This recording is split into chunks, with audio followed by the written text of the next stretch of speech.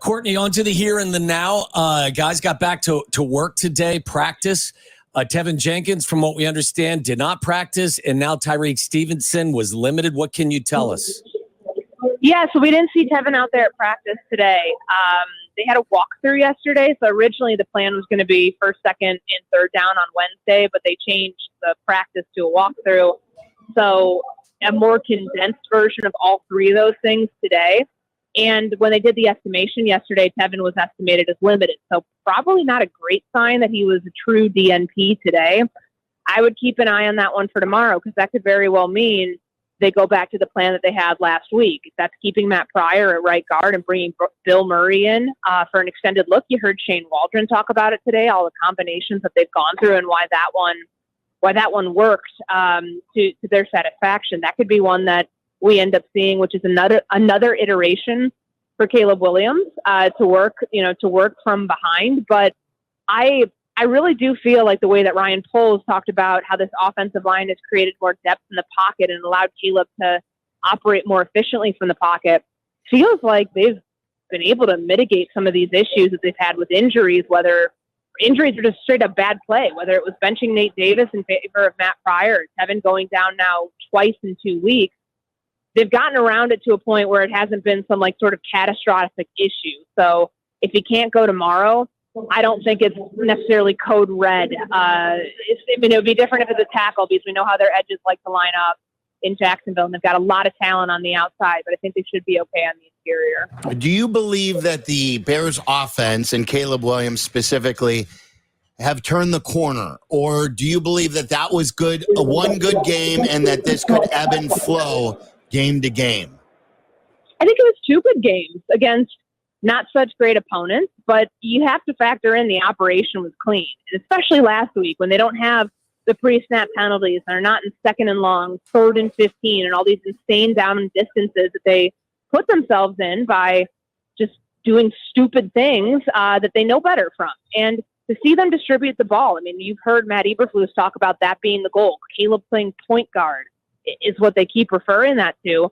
That's no small feat, whether that's against the 32nd ranked pass defense, or whether it's against Jacksonville, which is, they've given up a lot of explosive plays, but they're better than Carolina. So I would say I still don't know if they found their identity just yet. I know it's 5 weeks in, and you started to see them get closer to that last week, leaning on the run game. A lot of the explosives then opened up in the pass game. You got to see more of it, though, to know that that's consistently what they're going to be able to rely on. And this is a great test. I mean, probably a little bit more difficult to run the ball against this top 10 run defense, but the explosive plays that Jacksonville's allowed, it was 32 of them, or 28 or 32 of them through the first 5 weeks. This is a prime opportunity for Caleb to once again to get that pass game going. Do you think, Courtney, that even from a travel standpoint, that the Bears have a little bit of an advantage here? They got there, they got acclimated. I understand that Jacksonville's used to this trip to London, but I heard they're delayed because of the weather coming out of Florida, and that, obviously they're going to play in London again next week. It feels like the Bears, at least from a procedural perspective, have a little bit of an edge here. Yeah, and I don't understand why more teams don't do it like this. I'm not a sleep science expert, but it takes a while. I'm still getting acclimated to the jet lag, and I'm not a professional athlete. I can't imagine it's easy by any stretch to move your entire football operation, your facility, effectively. For months, they've been planning this. They had to ship stuff ahead of time. If you're Jacksonville and going to be out here for 2 weeks because they also play a game here next week, I don't know why they wouldn't go about it and have come out the same time that the Bears did. Get here Tuesday, give players that day off, and then start their operation on Wednesday. I think it's really helped. Some of the guys that we've talked to the last couple of days have talked about just the acclimation period and the sleep packs that they got on the plane, and being told what to eat, when to go to bed, all of those things. Jacksonville gets here, their first practice that's going to be open to media is on Saturday because of the hurricane delay that they've had. And they knew that the hurricane was coming, so I don't know why they didn't decide to fly out earlier. It seems a little short-sighted. But I do think from a rest standpoint, and given what the Bears learned from how they went about this, probably in the wrong way in 2019, that they made the right move by coming out as early as they did. Totally agree. And if they win if they lose this game, I should say, I don't believe it will because of the way they've done it. I love the way they've done it. I think the process is perfect. So do we know who is starting in place of Brisker? Yeah, it's Elijah Hicks. It's been Elijah Hicks. I know there's some people like wondering why it's not Jonathan Owens. Right. But I'm telling you, it's not. It's Elijah Hicks, and it's been Elijah Hicks this entire time. And he's been good whenever he's given a chance to play. He had a good camp. Yeah. Like they were really impressed with him throughout the preseason, and what they've seen from him now. And it's not to say that like they're not with Jonathan Owens, but that's truly how the depth chart is at that position. And it's a big loss to not have Jaquan Brisker out there. He's tied for the team lead in tackles. We know the forced fumble last week, 5 tackles against the Carolina Panthers. Like you miss a big physical edge when he's not out there roaming the back 7. So I think that this is a good opportunity we'll hear from Elijah Hicks at some point tomorrow just to hear about how he's been able to get on the same page in terms of communication-wise so you don't have any missed assignments or any busted coverages on the back end with himself and Kevin Byard.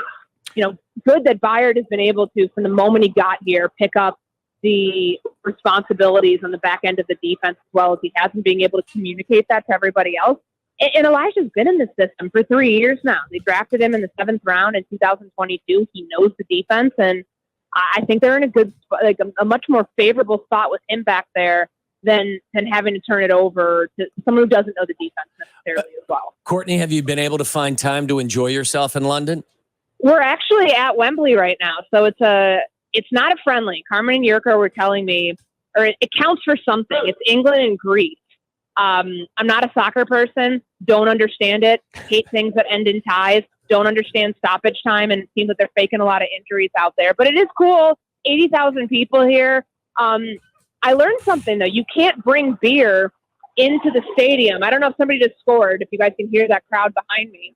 They make you, if you're going to consume alcohol, they make you do it on the Concourse level because they don't want people in the stands. So I actually don't know, for any Bears fans that are coming out to Tottenham for the game on Sunday, I don't know if it's the same. I guess that'd be like Champions League, English Premier League. Like I don't know if those rules apply to NFL games, but I did find that kind of interesting. Their way to combat rowdy fan behavior. To me, all that would do is make people want to chug more in the Concourse. Yes. And binge. I don't know if, like, at least if I'm drinking at my seat, I can nurse it. I could watch the action. I don't know, but I think when the NFL game begins, you're able to take your drink with all their sponsors and stuff. I think so. Yeah. I don't think Roger Goodell would stand for that. Yeah.